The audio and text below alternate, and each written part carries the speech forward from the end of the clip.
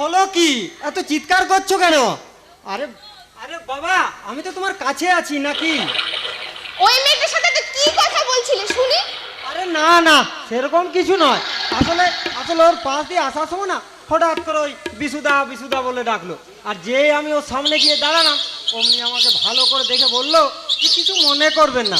আমি ভাবলাম বিশুদা। আচ্ছা, আমার মনে হয় তোমার মতো দেখতে ওর বিশু নামে কোনো দাদা আছে। জানো, পৃথিবীতে এমন অনেক মানুষ আছে যারা হুবহু একই রকম দেখতে। আরে বাদ দাও বাদ দাও, চলো ওই দেখতে গিয়ে বসি। আরে শোনো, আজ কিন্তু আমি বেশি সময় দিতে পারবো না। বাড়িতে না আমার প্রচুর কাজ রয়েছে। আমার কাছে এলে তোমার যত কাজের অজুহাত। তুমি তো আর বুঝবে না, মেয়েদের বাইরে বেরোনো কত যে ঝামেলা। ঝামেলা না তোমার বাহানা? আচ্ছা হাবুল, দাদা তো তোমার কলেজের বন্ধু। হ্যাঁ, তো কি হয়েছে? তুমি আমাদের ব্যাপারে দাদাকে কিছু বলেছো? না না, মানে ঠিক পরিষ্কার নয়। মানে তুমি আচ্ছা করে বলেছো? বন্ধু কোথাকার, এইসব জিনিস গোপন রাখলে প্রেমটা জমে, বুঝলে হানারাম? আরে রাখো রাখো তোমার গোপন। দাদু তো আমাকে উঠতে বসতে কথা শোনাচ্ছি, আমি নাকি ওই সারাক্ষণ মেয়েদের পেছনে পড়ে আছি। তা আচ্ছা আচ্ছা মিতা, এইভাবে আর আমাদের কতদিন চলবে মিতা? তুমি এক কাজ করো না।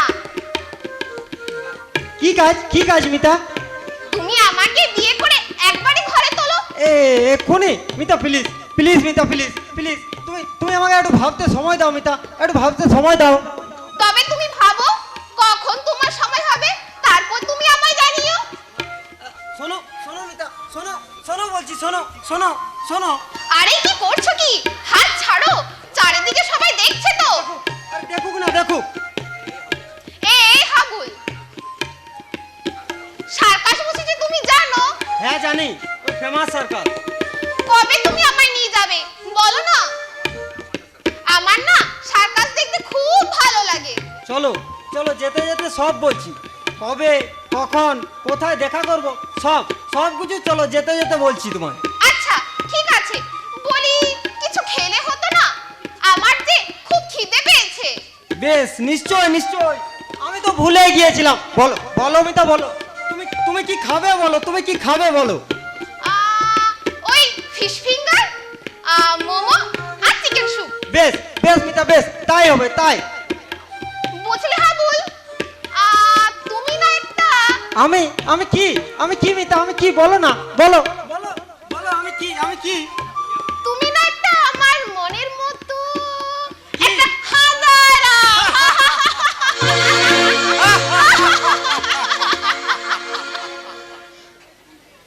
বল পটলা বল, বাজার থেকে কি কি এনেছি? বলছি বাবু বলছি, আলু 1 কিলো 20 টাকা। 1 কিলো আলুর দাম 20 টাকা? এই যে দিনে ডাকাতি, সারা আলু খেতে হবে না, কাল থেকে কচু আনবি, কচু। কচু 40 টাকা কিলো।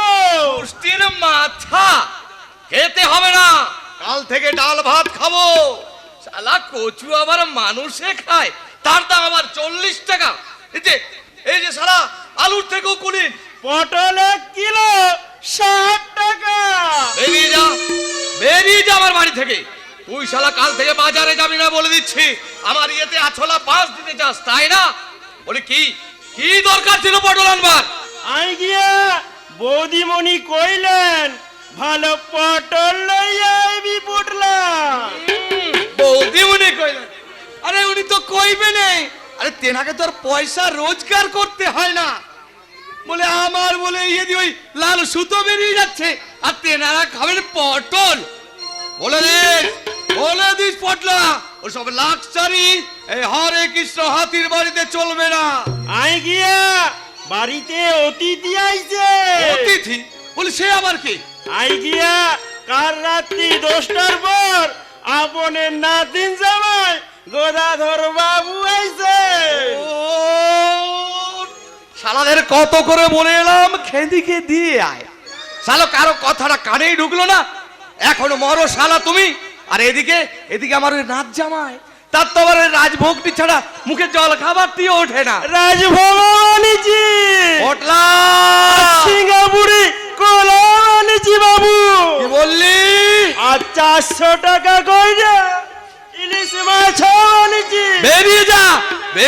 লোক আমার বাড়ি থেকে। কে কে তোকে ইলিশ মাছ আনতে বলেছে? বলে আমার কি সাধ্য না পয়সাগুলো আমার খলাম করছে? বলে আমি শালা কত কষ্ট করে এইসব বিষয় সম্পত্তি করেছি, আর এই শালা হরিদাস পাল লাটের বাটেরা আমাকে পদের ভিখারি করে ছাড়বে। দাদু দাদু ইস, কি ভিটকেলি গন্ধ রে! এই জন্য পচা শুটকি মাছ। থু, থু।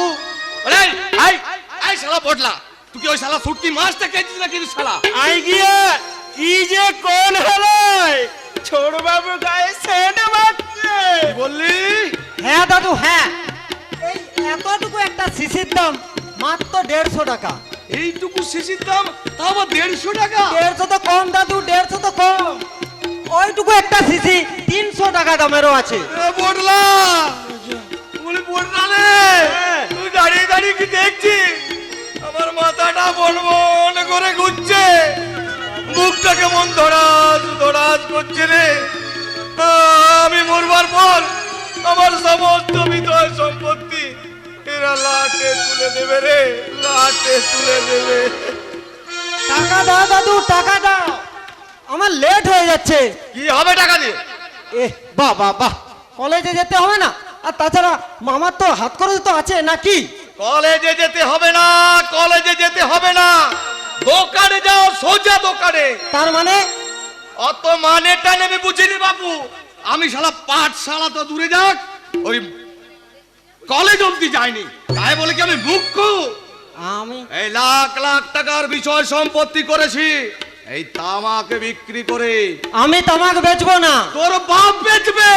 না, তোর বাপ তো নেই। আমি বিয়ে পাস করে বিয়ে করবে দাদু, ওই তারপর ওই বিয়ে করে বইয়ের 5 মাস খাটবে, তাতেই তোমার জীবন একেবারে ধন্য ধন্য হয়ে যাবে।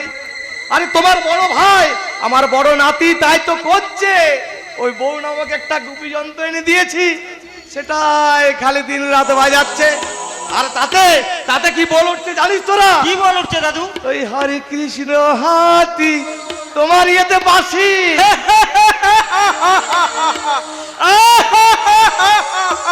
হাসি বেরিয়ে যাবে চাঁদু, হাসি বেরিয়ে যাবে। স্বামী তো নয়, একেবারে আসামি। আসামের তবু একটা স্বাধীনতা আছে, কিন্তু স্বামীর নেই। ওই শালা ইয়ে করতে বেরোলো, ও জিজ্ঞেস করে কোথায় যাচ্ছ? আর আমার বড় নাতিটা, ও শালা তো একটা পুরুষ নয় রে, কাপুরুষ। তুমি টাকা দেবে কি না? না, টাকা আমি দেবো না। দেখো দাদু, মাসিক টিকিট না গোষ্ঠীর মাথা, বলি লাভ হচ্ছে না লাভ। ভেবেছিস দাদু কি কিচ্ছু জানে না? দাদুর ইয়েতে আছলা বাঁশ দিয়ে নাতি আমার প্রেম করে বেড়াবে। কি আশ্চর্য! শোন আবুল, তুই যদি ওই প্রেমের গড়ায় নাই পড়বি, তাহলে এই জামার পকেটে তোর লিপস্টিকের দাগ যায় না কোথা থেকে। তোকে আমি সব কথা বলে দিচ্ছি হাবলু, 7 মণ তেল হয়তো বুড়বে, কিন্তু রাধিকে নাচবে না।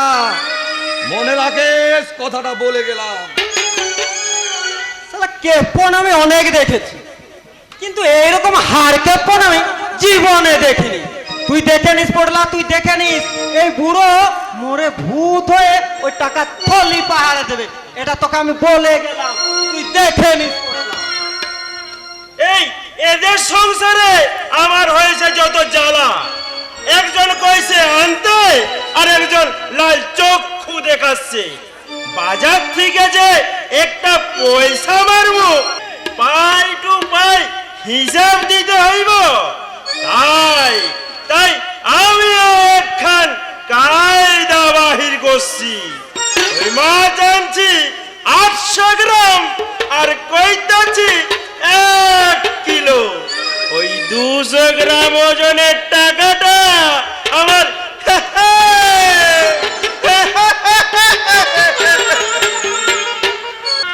দেখো ভাই রসময়, তুমি তো আমার বন্ধু, তুমি তো জানো কত কষ্ট করে আমি সব বিষয় সম্পত্তি করেছি। হ্যাঁ অবশ্যই। বলি সেই সব যদি আমার অন্য পথে চলে যায়। কেন কেন কেন চলে যাবে কেন? বাহ বাহ বাহ বাবা রসময়, বেশ বললে, যাই হোক। আচ্ছা আচ্ছা তুমি বলো তো, বলি 400 টাকা কিলো ইলিশ মাছ খাবার কোনো মানে হয়? আরে ভাইয়া আমরা হয়তো পারি না, তাহলে তুমি কি পারবে না? আরে আরে এত বড় তামাকের কারবার তোমার, আরে বাড়ি ভাড়াই তো পাও 10,000 টাকা, তুমি না খেলে আরে খাবেটা কে? দেখো রসময়, আমি তোমাকে একটা কথা বলি, হরে কৃষ্ণ, একটা সৎ যুক্তি দিই, এখনো সময় আছে, আরে খাও দাও, জীবনটাকে এনজয় করো। বলি কিন্তু আরে প্রয়োজন হলে আরে আমি তোমার জন্য একটা কম বয়সী সঙ্গিনী জোগাড় করে দেবো, যে যে তোমাকে ভালোবাসবে। তুমি তুমি যখন গরমে ঘুমোতে পারবে না, তখন তখন ওই হাত পাখা নিয়ে হাওয়া করবে। আরে ভাবতেও কত সুখ না হরে কৃষ্ণ। বলি রসময়, ওই বড্ড দেরি হয়ে গেল না? দেরি না মানে ওই ওই এক যুগ হলো আমার স্ত্রী মারা গেছে, বলি তখন যদি আমি বিয়েটা করতাম না হয় কিছু হতো না, কিন্তু এখন তো নাতবো হয়েছে। আরে বাদ দাও তো লোকের কথা।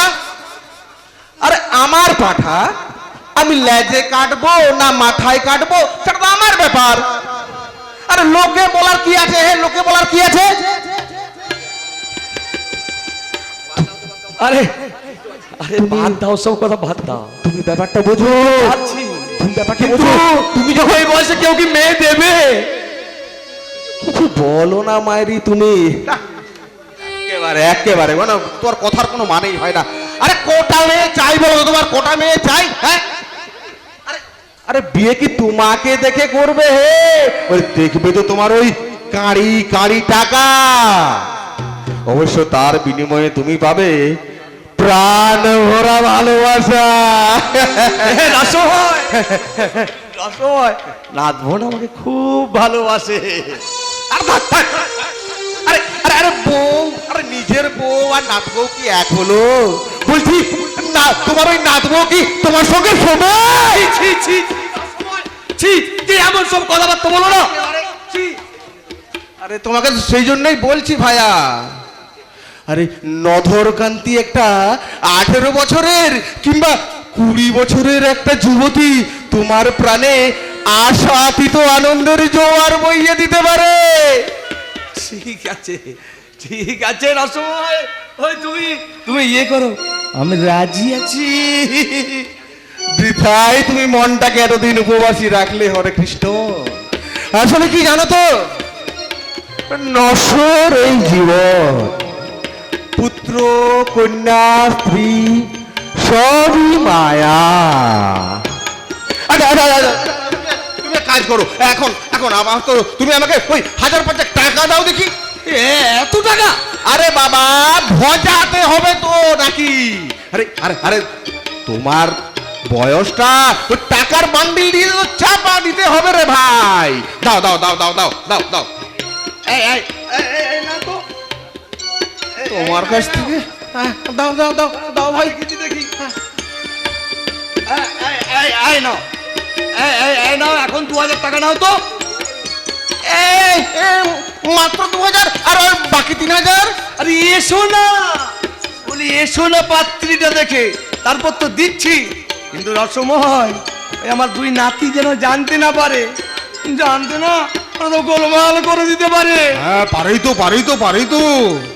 কাজে কাজে কাজে কাজটা কিন্তু নিঃশব্দে সারতে হবে।